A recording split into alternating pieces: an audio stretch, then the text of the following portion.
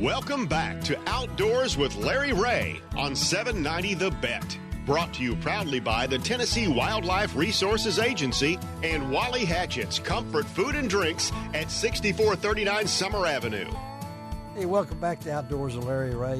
One of my favorite segments always is when we have a chance to talk to C.J. Buck with the Buck Knives, fourth generation out there in Idaho. And I know a lot of you folks like me are gearing up for the deer season. We're gearing up for duck season, the small game, what it might be. But it's always good to talk nice with CJ, and he's on the line from Idaho. They've already had a little snow, but it's good to talk to CJ. Good morning, CJ. Hey, good morning, Larry. Good to be here. Always good to talk to you. Let's talk a little bit about as we get into this the family affair, and our audience is always fascinated about you guys and how it all started. And I know you can go to that website, folks, buckknives.com, if I'm not mistaken. Yep. It's the family history there, but to hear it from the horse's mouth, I don't know, that doesn't sound right, does it? To hear it from one of the family members there you go. About the company itself and the different ups and downs that we've had over the years. And you guys have been at it since when, CJ? Well, started with my great-grandfather in Leavenworth, Kansas in 1902. 1902? You weren't even here. 1902. Gene Smith was not so here. We're 120 years old this year. Wow, 120 years old. And should have an anniversary knife. Well, they've had so many anniversary knives. Yeah, how many anniversary knives have you already had? So that's the amazing thing. But you guys, the legacy that when it first started is still family, right? Still family.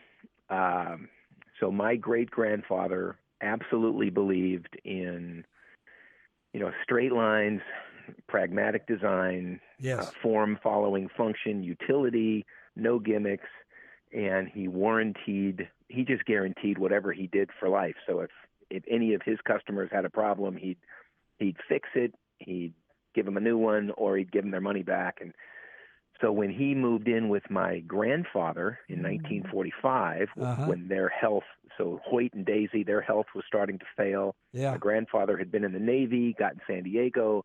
They moved in with him in 1945. It was H.H. Buck & Son, Lifetime Knives, for just a few years down in San Diego.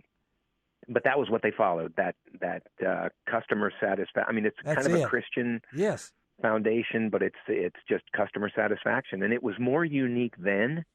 It seems kind of normal now to have a really generous warranty program. That seems more the norm now. Yeah, but back then it was earth-shattering back then. It was, and when you look back at 120 years, I know in this day and time, I can't tell you who owns certain companies because they own 15 or 20 of them, and they're all bundled under one name that we have no idea about the products that they make. You guys have been able to stick together as a family. How's that been possible without things happening in this crazy world? When you think about industries, I guess it has something to do with the industry you're in, because the knife industry is just a very personal scenario. The products themselves, I mean, your grandpa's knife and your great-grandpa's knife and your dad's knife, and the one that was in the drawer and the one that was on the dresser and in the car glove box, and these personal connections. I just think that I'm enamored with that. I love being part of an industry where we manufacture a product that people connect to so emotionally, and I couldn't imagine doing anything else.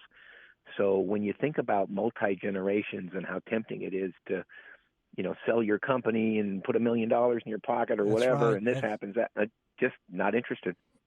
Dave Gabbert, and the family isn't either. Like the family is that's what about that's what's so cool. Is just as enamored. Yeah, that's what's so cool. Because how many fourth generation folks are still with the same company that started that many years ago? And Dave, I know.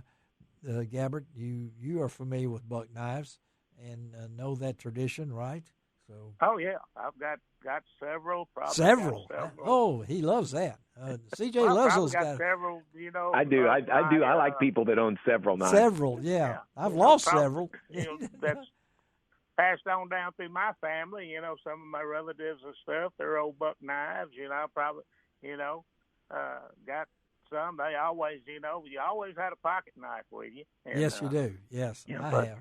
And it's always been a buck in my family. I don't know if my dad was always chasing a buck. So, you know, I mean, it's just normal that I came into this thing. But again, we're talking to C.J. Buck, the CEO and chairman of the Buck Knives out of Idaho. We can say that right now. Coeur d'Alene, Idaho. Coeur d'Alene, Idaho, way up in the north up there, very close to I had a chance to visit Kalispell and Whitefish and all those, and I was right there. Beautiful areas. A beautiful area. It's you know, it depends on, you know, I don't know what it is in January. It's still beautiful, I guess, but we're talking about the family tradition of knives. And CJ, was it always meant for you to be where you are right now in this position? You know, as long as I can remember, yes. I mean, so my mom tells a funny story of it was a follow your kid to school kind of day, and it was in the first grade. And she tells a story. I don't remember it, but she tells a story of all these kids, you know, standing up to tell what they're going to be when they grow up. And it was just like kids. He was firemen and policemen and astronauts and whatever. And she said, I stood up and in kind of a dejected tone. Well, my grandpa runs a knife company. My dad runs a knife company. And I guess someday I'm going to run a knife company too. And I will say my energy level is up quite substantially from that point. Amen, though. Yeah. Well, I know that. And it's such a heart of the company. So talk about for what y'all got. I know it's Christmas gift time. You guys always got something coming out new. How do you reinvent the wheels? What I want to know, but you guys seem to be able to do it. You know, it's funny you ask that, in that I remember conversations back in the 80s saying all the innovation in knives has already been done. Yes. And that's just not true.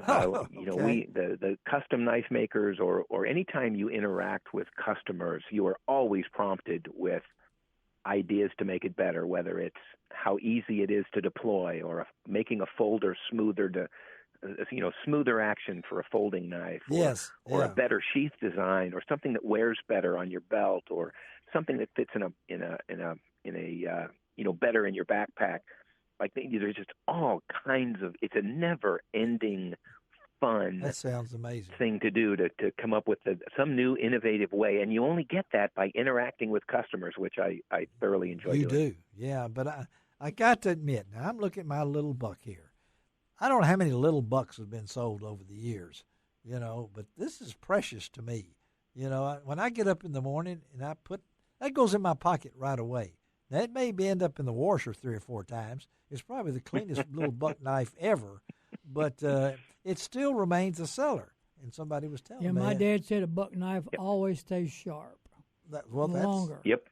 That's one of their mottos. I know when we do this. And you guys have now done something really special to an organization that we're very close to at Outdoors of Larry Ray, and that's International Hunter Education Association, USA, that you guys are going to present this year to 50 award winners from every state a buck knife with the SIG logo on it, which I think is pretty cool. We're honored to do that. I mean, Hunters Education, such an amazing group that these folks, they volunteer so much time. But when you think about their charter of their training hunters to be positive ambassadors for the sport of hunting, to be responsible, to pick up after themselves, and be responsible in their shooting and be safe in their shooting. I mean, there's so many pieces that these instructors deal with new hunters, because if we're going to keep people interested in our sport, we have to make them feel comfortable and confident in getting out there, and it's just critical what these folks do, and we're super happy to support it. Well, I'm looking at one right here. Gene Smith has been he's taught over 20,000 people hunter education, CJ, Wow. They put me in the Hall of Fame in 2005. He's in the Hall of Fame. He's got every order there is. I've been really, truly blessed. Yeah, he's 104 years old and still doing it. No, he's 83, 82 or whatever. I'll be 82 January. He'll be 82 on New Year's Day. And I'm still teaching. And he's still teaching. And so he's nice.